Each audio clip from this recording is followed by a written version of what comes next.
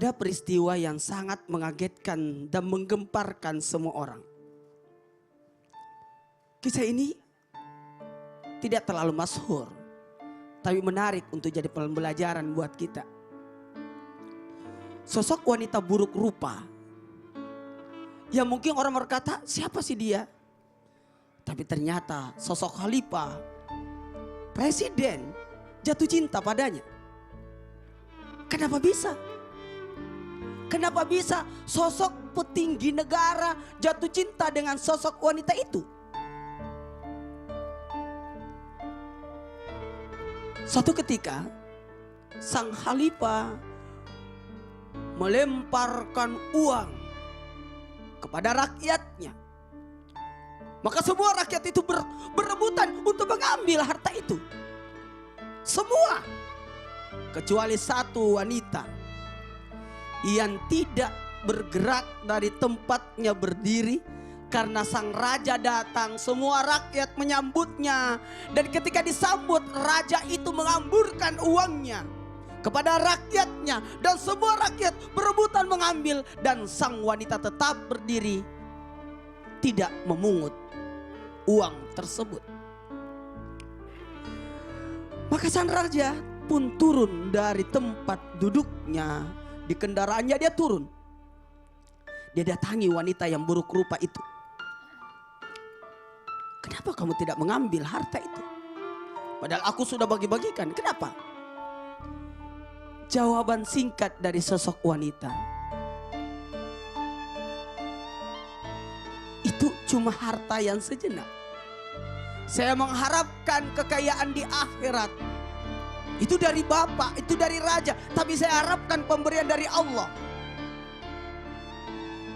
Betapa kagumnya sang Raja, saking kagumnya memberikan penghargaan kekaguman itu atas sosok wanita. Atas peristiwa itu, gempar di kerajaan itu. Para gubernur jadi membicarakan peristiwa itu. Bahwa sosok raja jatuh cinta dengan rakyatnya. Dan rakyatnya itu miskin. Dan miskin lagi dan buruk rupa sosok wanita itu. Walhasil, ada satu pertemuan. Raja mengadakan pesta besar-besaran di istananya. Semua hadir, termasuk gubernur, termasuk rakyatnya. Dipersilakan masuk. Ada kejadian yang aneh lagi. Raja mengeluarkan gelas yang mahal. Semua diberikan minuman yang enak itu. Tiba-tiba raja mengeluarkan maklumat, silakan pecahkan gelas itu. Dan tidak ada yang berani. Kejadian ini berulang lagi. Sang wanita yang buruk rupa itu yang mengangkat gelas, lantas meletakkan gelas itu dan memecahkan gelas itu. Kagetlah orang-orang, betapa beraninya wanita ini. Sang raja pun menghampiri wanita itu. Semua takut melemparkan gelas itu.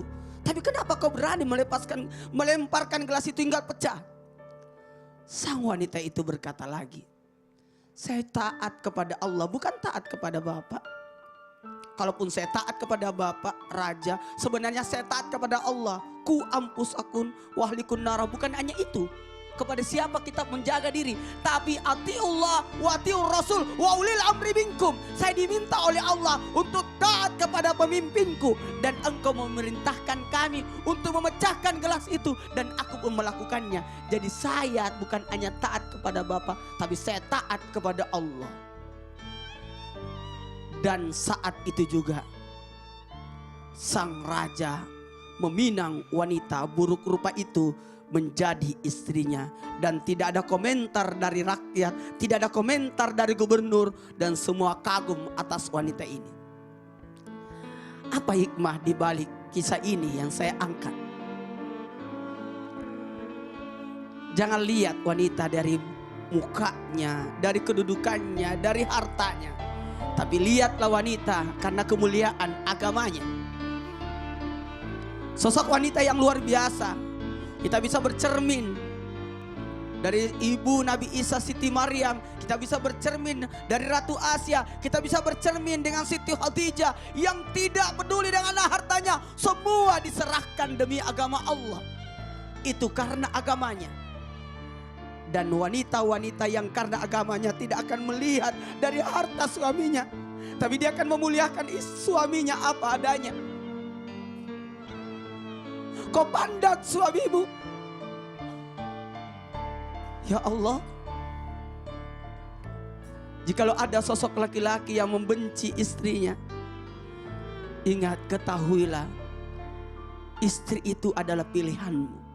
Engkau yang memilih istri itu untuk menjadi pendamping hidupmu. Engkau memilih wanita itu, engkau mengambil dari orang tuanya, terus engkau simpan pada dirimu. Ingat, ketahuilah, istrimu adalah ratunya bidadari di sorga. Cintailah mereka, sayangi mereka. Jangan sampai ada perasaan buruk sangka terhadapnya, apalagi menuduh istri yang bukan-bukan. Sungguh, lelaki yang terbaik ada yang baik akhlaknya, dan orang yang baik akhlaknya lihat pada keluarganya. Amin, amin ya rabbal alamin. Tepuk tangan ya mana ibu-ibu, Masya Allah. Senang banget ya kita mendengar ceritanya, luar biasa ya. Nah ini kita pengen juga dengar komentarnya nih dari bintang tamu kita Doni nih, Doni. Dari kisah tadi yang dibawakan oleh Ustadz Maulana. Pasti tentu banget ya, dengan ibaratnya saya mendapatkan ibaratnya bahwa yang pasti jangan melihat, don't judge the book from the cover itu ya. Jadi kita lihat itu segala sesuatu yang paling tinggi itu adalah agamanya. Agama itu paling terpenting.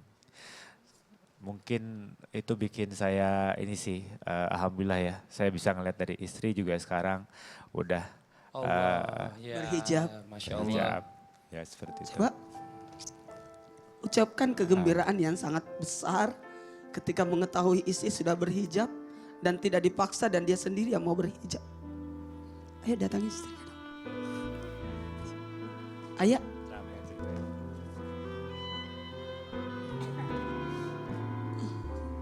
Karena pernikahan itu sampai kakek nenek bercucu-cucu.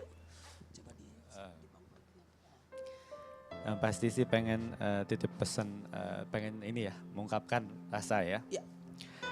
Sebagai seorang suami, saya mendoakan, saya meminta kepada istri, kepada bunda, bahwa mantapkanlah tujuan. Tujuan kita adalah cuma satu, Al-Baqarah 201, Rabbana atina fid dunya hasanah wa fil akhirati hasanah wa qina azabannar. Tujuan kita bahagia di dunia dan ke surganya Allah. Untuk masuk ke surganya Allah, kita mempunyai term and condition. Seperti kita mau ke Trans TV, semuanya kita mantap ke sini, tangan, pikiran, segala macam kita mengarahkan ke Trans TV. Begitu juga kalau udah mantap tujuan ke surganya Allah, pasti semua pakem, semua mengarahkannya ke sana.